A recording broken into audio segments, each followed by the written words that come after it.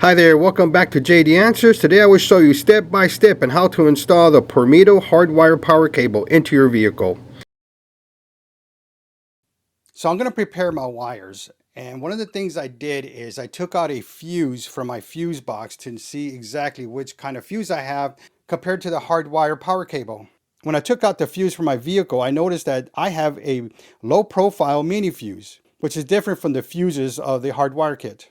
When I looked at the hardwire kit, I noticed that this is a micro 2 fuse. These are different from the fuse that I have in my fuse box. But that's not a problem. There's an easy solution for this, and I'll show you how to do that. So what I'm going to have to do is get my wire cutters and just slice it here, and that way I could take this part off. I'm going to do that to both sides. So I spliced the wires and I crimped them here.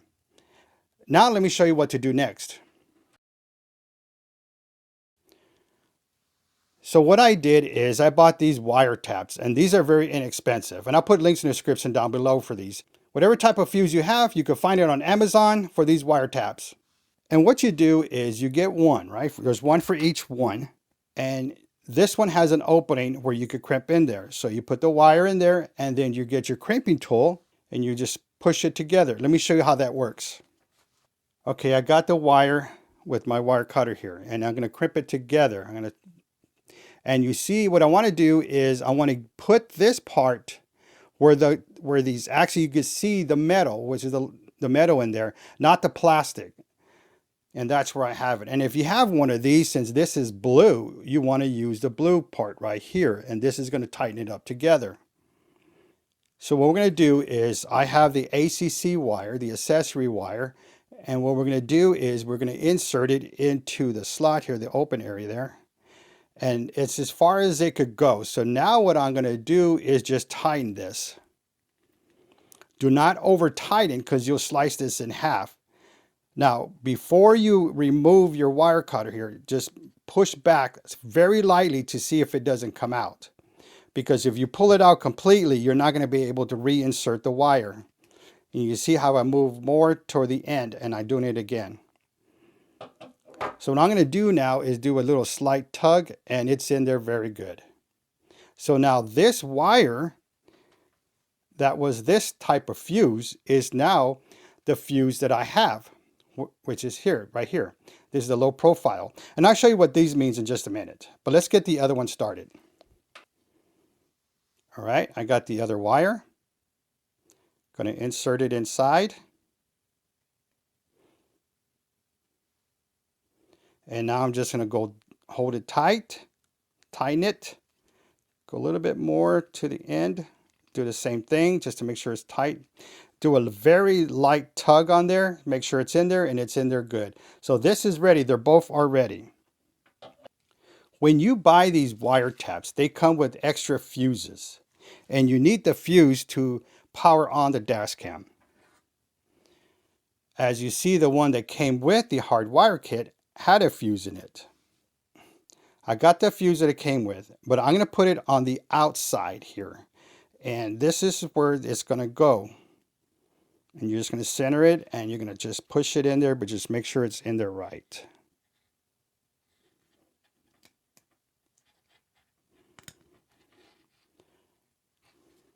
All right, I got it in there. If you ever need to take out a fuse from your fuse box to insert this, you can insert that fuse right here. And I'll show you how to do that in the vehicle, but let me show how that looks. You got your wire tap, and you have the original fuse that came with the hardwire kit, and then you get the fuse that you took out of your fuse box, and that's going to go onto this slot.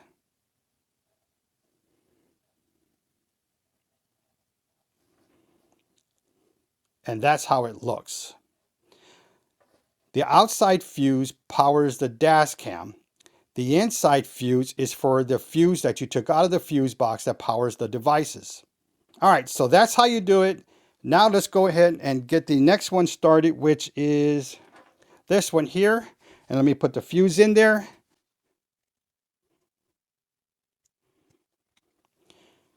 All right, we got them in. Both taps are ready.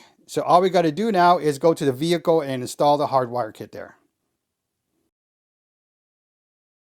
I'm at my fuse box and I need to figure out which fuse I could use, because there's two types of fuses, a constant fuse and a switch fuse. So now let's figure out which fuse is which.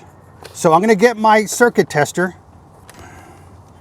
which is one of these, and it has a light. So every time there's power, the light will come on, and all you do is you ground it to any screw that's inside, preferably the one that's attached to the fuse box. And there's one right here, and that's the one I'm going to use. So what I'm going to do is I'm going to touch one side of the fuse, because there's two sides of the fuses in there. And let me show you an example of that. You have this 20 amp fuse, and there's a terminal here and here. You only need to touch one side. So next, what we got to do is look at our diagram of our fuses. And it's usually right behind the cover that you take off of your fuse box. If I look at the fuses, the first two in the top left are spares, a 15 amp and a 10 amp. The 10 amp I already used. And then you have any open slots. Any open slots if they have terminals to plug in one of your fuses. But let's see what we got to stay away from. Let's stay away from anything with the ignition, anything with an airbag, or anything to start the car. Now what we can use is the 20 amp power socket, the room lamp, blower motor, the heated mirror, audio/mirror, and FR power socket. So there's two power sockets in this car, so I could use either one. So let's get an example of a constant fuse. I'm going to start with this left side here. And I'm going to just test one side, and the light turns on. I'm going to do it again. And the light is turning on. But we have a spare here. So let's go ahead and touch one side, and you see that side turns on, and then the opposite side does not turn on. Only one side turns on, because that's the way the fuses are, only one side. So we know we could use these as a constant fuse. All right, here we have two empty spots. So let's go ahead and test all these here. This one has no power, so there's no light going to it. Nothing on the bottom. Will we touch the top? Nothing, nothing, nope, nope, nope. So all these we could use as a switch fuse, which means they only turn on when the car is on. But let's test that. Let's turn on the car.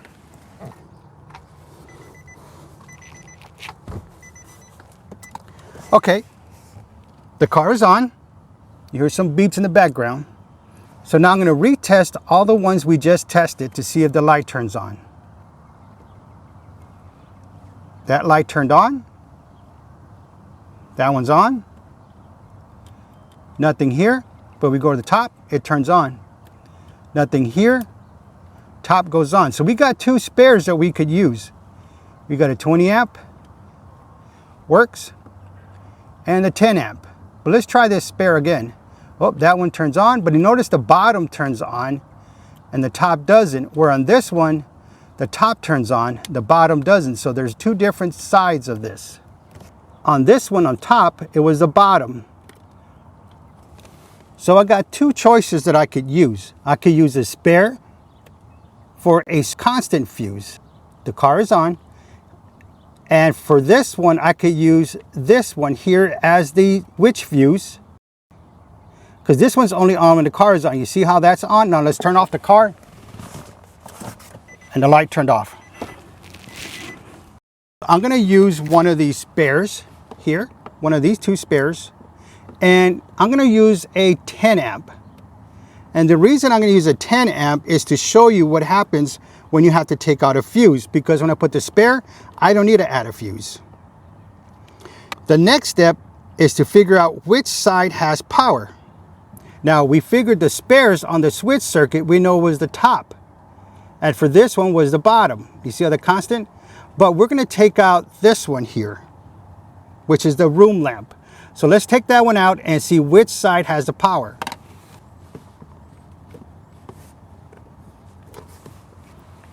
Okay, here we go. Bottom has power, top doesn't. So we know this is the one we need and the bottom has power. Now the reason we need to make sure which side has power is because the T-tap itself gets power on the outside. So that part needs to be installed with the power side of the fuse. So that means it's going to be installed like, let's try one more time, take 4. So we know the power comes on the left side. So the constant fuse on top, we're going to, for the yellow wire, this is the B. For the yellow wire, this is the B+. This is the constant power, and it's connected to the red, the tap. So what we're going to do is we're going to have to install it upside down. And the reason we're going to install it upside down is because the power is on the outside. It needs to be connected to that side. This side carries the load. And the fuse over here, it was the bottom part that had the power. So I took out the 10 amp fuse from there, and I have it here. So all I'm going to do is install it on the empty slot. Okay, there he goes. Now I'm ready to install it. I'm going to install it upside down. Okay, we got one in. Now it's time for the other.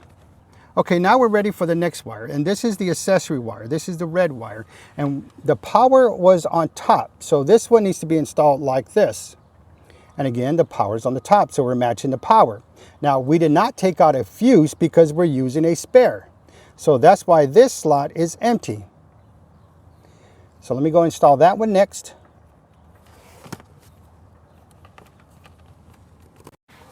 There you go. They're both are on. And you see how one is going right side and this one's upside down to match the power. Next, we're going to install the ground, and we're going to use the same bolt that we used to ground the circuit tester.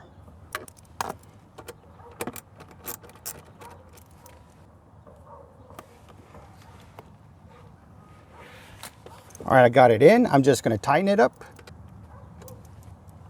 All right, everything's on. It's grounded. We got the accessory and we got the constant. Now, one more thing I wanted to show you is that it actually has an extra fuse in there. So if anything happens, it's going to blow this fuse, not the one inside. So this is an extra protection that they've taken. And I like this. I'd rather this fuse being blown in case for whatever happens rather than the one in there. That way, if I have something powered on, it will still be working. Now let's continue routing the wires all the way up to the dash cam. All right, gonna put the wires back. Just push them in there, and let's close up our cover. Okay, now here's the wire coming out. So what we're gonna do is we're gonna push it behind this kick plate and go out the door. So I'm gonna route it here, and we're gonna go inside there. Now, if we ever have any slack, we could always push it back here. But since we're going to the headliner, I'm gonna put the slack up underneath the headliner.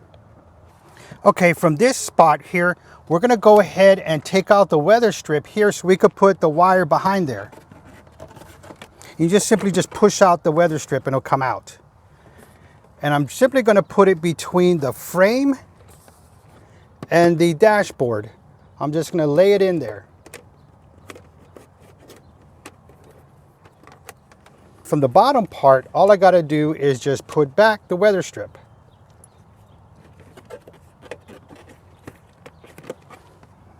Just gotta fix this, and we're done.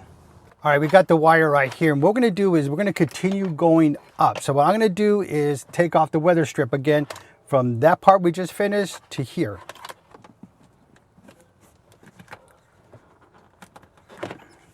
So just grip and pull down. And what I'm going to do is, you see this piece here, the A pillar to the headliner, there's a space in between. What I'm going to do is I'm going to put this wire in there, and what it does is it holds it for me so I could go ahead and line it up.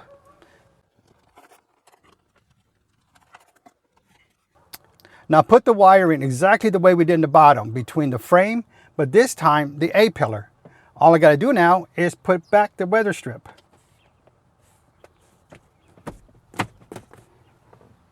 Now I could go inside.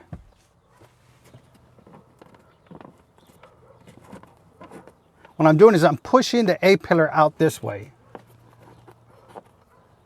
And just with my finger, just rolling it in there. You saw how I did, just roll it in there. And we put this back.